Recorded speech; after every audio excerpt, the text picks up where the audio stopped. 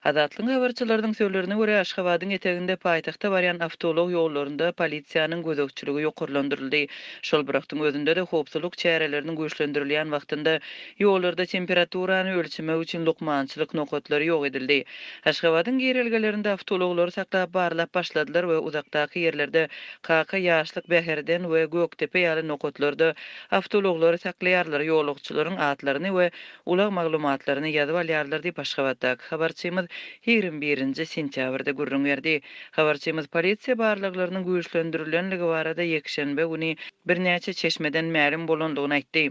Paýtagtda barmaň çäklendirilen düzgüni şöýleň bahar aýlaryndan bäri dowam edýär. Global koronavirus pandemiýasynyň fonunda öz çäginde bu keseliň ýokdugyny öňe Türkmenistan ýylatyň ýurdun içinde hereket etmegini we paýtagta girip çykyşlaryny çäklendirdi. Şol bir wagtda ulag sürüjileriniň we ýolagçylaryň temperaturasyny ölçemek üçin awtolog ýollarynyň hemme ýerlerinde şol wagt lukmançylyk nokatlary oturdyldy. Habarçymyzyň söýlerine görä häzirki wagtda polisiýa barlyklarynyň güýçlendirilmegi bilen birlikde ýollardaky lukmançylyk nokatlary ýok edilipdir.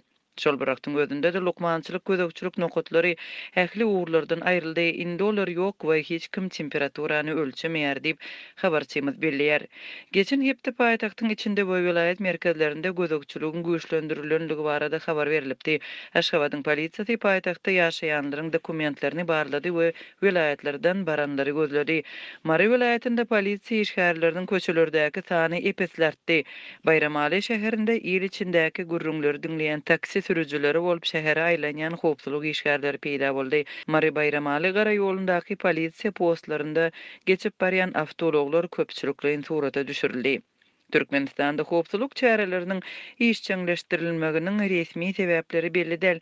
Adatça şeýle ýagdaý döwlet bayramçylyklarynyň we ýurdun syýasy jemgyýetçilik durmuşynda möhüm wakalaryň öňe tirasynda ýüze çykýar. Şuňlar Türkmenistan Garaşsyzlyk gününe we halk maslahatynyň ýygynygyna taýýarlanýar. Bu ýynakda garaşylýan konstitusiýon üýtgetmeler ýylatyň arasynda nägilelik döredipdi we daşary ýurtlardaky türkmenleriň protest aksiýalaryny geçirmegine sebäp bolupdy.